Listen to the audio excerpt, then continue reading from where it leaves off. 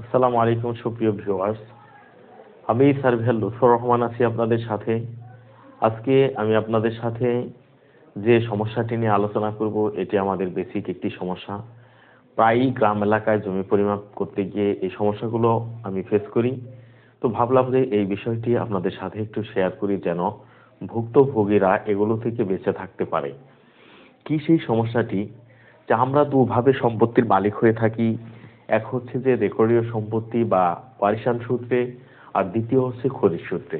তো রেকর্ডীয় সম্পত্তি বা ওয়ারিশ সূত্রে যে মালিকগুলো হয়ে থাকে সেগুলো ওয়ারিশানদের মধ্যে বন্টন হয়ে থাকে। সেই বন্টনের ক্ষেত্রে যে ঝামেলাটি হয় সেই ঝামেলা নিয়েই আজকে আপনাদের সাথে আলোচনা করব। স্ক্রিনে আপনারা দেখতে পাচ্ছেন একটি প্লট। এই প্লটটি আমি আজকে পরিমাপ করে দিলাম। এই প্লটটি এই পাশে যেটি রয়েছে এটি হচ্ছে গড়াবাদি বা ডোবা। এখানে বিভিন্ন ধরনের পরিত্যক্ত জিনিসপত্র ফেলা হয় বা অনাবাদি। এখানে একটি বলতে গেলে পুকুর বা নালার খালের মতো ডোবার মতো রয়েছে। আর এইখান থেকে এই পর্যন্ত টোটাল রয়েছে একটি ভিটি। তো এইখানে তিনজন অংশীদার, যখন তাদের মধ্যে এই জমিটি পূর্বে যিনারা মালিক ছিলেন তারা যখন এটিকে বন্টন করে তখন এটিকে দুটি পার্ট করে। একটি পার্ট হচ্ছে ডোবা এবং একটি পার্ট হচ্ছে ভিটি। তো ডোবা এবং ভিটিকে যখন আলাদা করে তারা এটাকে বন্টন করে, টোটাল মাপটি রয়েছে এখান থেকে এখানে প্লটের মাপ রয়েছে 192 ফিট এবং এই পাশে রয়েছে 180 ফিট। তো কি করছে ওনারা, এই যে ভিটিটা রয়েছে ভিটি, এটাকে ওনারা সমানভাবে দুই পাশে নিয়ে তাদের মধ্যে বন্টন করে। এখানে রয়েছে 135 ফিট এবং এই পাশেও তারা 135 ফুট নিয়ে এটিকে বন্টন করে। আর পাশ রয়েছে 105 ফিট। এটি নকশার মাপ। এখানেও 105 ফিট, এখানেও 105 ফিট, এখানে 105 ফিট এবং এই পাশে রয়েছে 105 ফিট।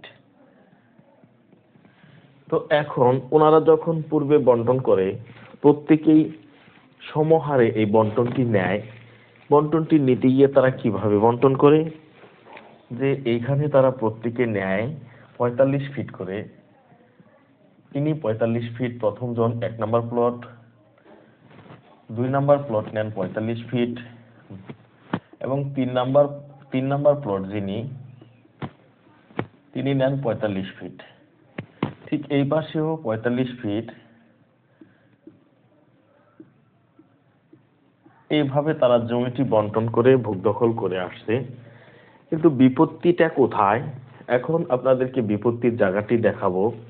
যে এখানে যে ডোবা রয়েছে, এই যে 3 নাম্বার যিনি প্লটটি ভোগ দখল করে তিনি কি করছেন, যে এইখানে রয়েছে 55 ফিট, এখানে রয়েছে আপনার 57 ফিট এবং এইখানে রয়েছে 45 ফিট। তো এইটা ওনারা কি করে, বন্টন না করে রেখে দেয়, যেটি একটি ভুল। আর এই ভুলের খেসারতি আজকে এই 3 নাম্বার যিনি জমিওয়ালা আমাকে পরিমাপ করাতে নিছেন তাকে দিতে হয়েছে। কি দিতে হয়েছে সেই বিষয়টি আমি আপনাদেরকে দেখাই, তাহলে আপনারা বুঝতে পারবেন এবং কি কৌশলটি আপনারা অবলম্বন করবেন সেই কৌশলটি আজকে আপনাদের সামনে আমি এক্সপ্লেন করব। তা হচ্ছে যে এখানে ওনারা যখন এই ডোবাটি এখানে সবার জন্য এজমালি রেখে দেয়, এখানে সবার যত ওয়েস্টেজ আছে, ময়লা আবর্জনা আছে সেগুলো ওনারা এখানে ফেলে বা ফেলতে থাকে। তো ফেলার এক পর্যায়ে কি হয়, যে এই যে 3 নাম্বার আমার যিনি পক্ষ রয়েছেন কালাচান, উনি এই 45 ফিটের সাথে এই দিক দিয়ে কি করে, যে ওনার বাড়ির সংলগ্ন যে ডোবার অংশটি রয়েছে এখান দিয়ে উনি কিছু অংশ এখানে 9 ফিট প্লাস 9 ফিট প্লাস বা 9 ফিটের উপরও হবে কিছু অংশ উনি কি করে আস্তে আস্তে ময়লা আবর্জনা ফেলে ভরে ফেলে। ঠিক এই পাশেও একটি অংশ উনি এইভাবে ভরে ফেলে, 9 ফিট প্লাস ভরে ফেলে। তো ভরে ফেলার কারণে ওনার প্লটটি একটু বড় দেখা যায়। তো এইখানে এই কালাচানের ভরার কারণ হলো তিনি জানে যে এই ডোবাতে তার একটি অংশ রয়েছে, কখনো যদি এই ডোবাটি ভরাট করে অথবা ভরাট ছাড়া বন্টন হয়, তাহলে এই যে কালাচানের যে অংশটি রয়েছে ঠিক সেই দিক দিয়ে তার অংশটি দেয়ার কথা, এটি মনে করেই তিনি এইদিকে ময়লা আবর্জনা বা কিছু ভিটি মাটি দিয়ে ওনার এই অংশটি ভরাট করে। যখন এই অংশটি ভরাট করে তখন 135 আর হচ্ছে আপনার 9 ফুট প্লাস মানে 10 ফুটও যদি ধরি, এটি 145 ফুট হয়ে যায়। তো ওনার বাড়িটি একটু বড় দেখা যায়।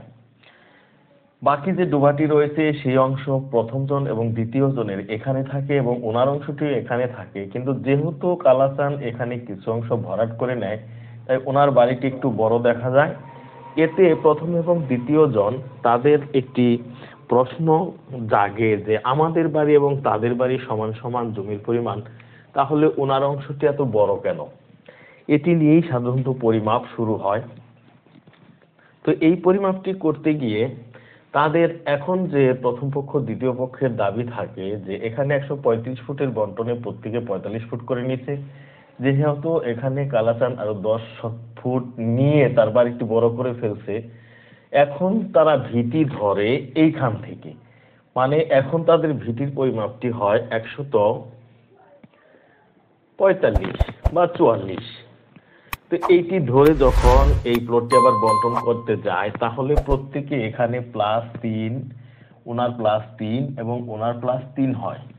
এখন এই যে যে 3 তারা দাবি করে, এই দাবির প্রেক্ষাপটে আপনি যে সমস্যাটি বা বিড়ম্বনায় পড়েন, সেই ক্ষেত্রে আপনাকে যে কাজটি করতে হবে তা হলো এখানে 135-এর বন্টনে যেহেতু 45-45 করে নিয়েছেন, ডুবাতে যে অংশটি থাকে সেখানেও আপনারা একটু কষ্ট হলেও আপনারা কি করবেন, সেখানে একটি বন্টন করে নেবেন। যদি সেখানে একটি বন্টন করে নিয়ে কালাচাঁদ এখানে 57 ফিটের অংশ হিসেবে তিনি যা পান, সেই অংশটি যদি তার সাথে একটি সীমানা পিলার করে নেয়, তাহলে সেই ডোবার অংশটি তার জন্য আলাদা হয়ে যায়, দ্বিতীয় জনের এবং তৃতীয় জনের জন্য যখন এদিকে আলাদা হয়ে যাবে, তখন আর এখানে কোনো ঝামেলা থাকবে না। কারণ কালাচান আজকে এই ডোবাটি বন্টন না করার কারণে এখন এই পক্ষরা এখান থেকে ভিটি বাড়ি ধরে যখন বন্টন করে, তখন কালাচান ক্ষতিগ্রস্ত হচ্ছে। কেন ক্ষতিগ্রস্ত হচ্ছে? যেহেতু কালাচান এখান দিয়ে কিছু মাটি ফেলে তার প্লটটি ভরাট করে নিছে। এই জন্য আপনারা সবসময় লক্ষ্য করবেন যে যৌথ সম্পত্তিতে যখন গড়াবাদি বা আবাদি বা ডোবা বা ভিটির সাথে বন্টন হবে, তো ডোবা থাক বা গড়াবাদি থাক, সেই অংশটিকেও আপনারা সমান হারে 3 অংশে বন্টন করে নেবেন, এতে যত কষ্টই হোক না কেন। এবং বন্টন করে নিয়ে আপনার অংশের সাথে সেটি মিলিয়ে নেবেন এবং মিলিয়ে নিয়ে তারপর সেখানে স্থায়ীভাবে কোনো কাজ করবেন। এবং তখন পরবর্তীতে যখন এরা দাবি করবে ডোবায়, তাদের যে সীমানাগুলো পুঁতে দেয়া হবে, সেইখানে তাদের অংশটি বুঝিয়ে দিলে আপনি এই বিড়ম্বনা থেকে বেঁচে যাবেন। আর তা না হলে এটি একটি স্থায়ী ঝামেলা তৈরি হবে। তো এখানে বেশ কিছু বয়স্ক মুরব্বী ছিল যারা এই বন্টনটি সম্পর্কে জানতো। তারা জানার কারণে কাউন্টার দেয় যে যেহেতু ডোবার একটা অংশ কালাচান পাবে, তাই তার অংশ মনে করে সে ভরাট করছে, তোমাদের অংশ পশ্চিম দিকে রয়েছে। তখন এই প্রথম পক্ষ এবং দ্বিতীয় পক্ষ এজমালি হিসেবে কাউন্টার দেয় যে এজমালি জায়গা সে ভরলে সেই ভরাটের অংশ তো তিনি একা ভোগ করতে পারে না, কারণ সেই অংশটি আমরাও ভোগ করতে পারি। তাই কোনো ডোবা বা গড়াবাদি জায়গা আপনারা এরকম বন্টন ছাড়া রাখবেন না বা এজমালি রাখবেন না, কষ্ট হলেও বন্টন করে নেবেন, তাহলেই এটির একটি স্থায়ী সমস্যা সমাধান হওয়া সম্ভব।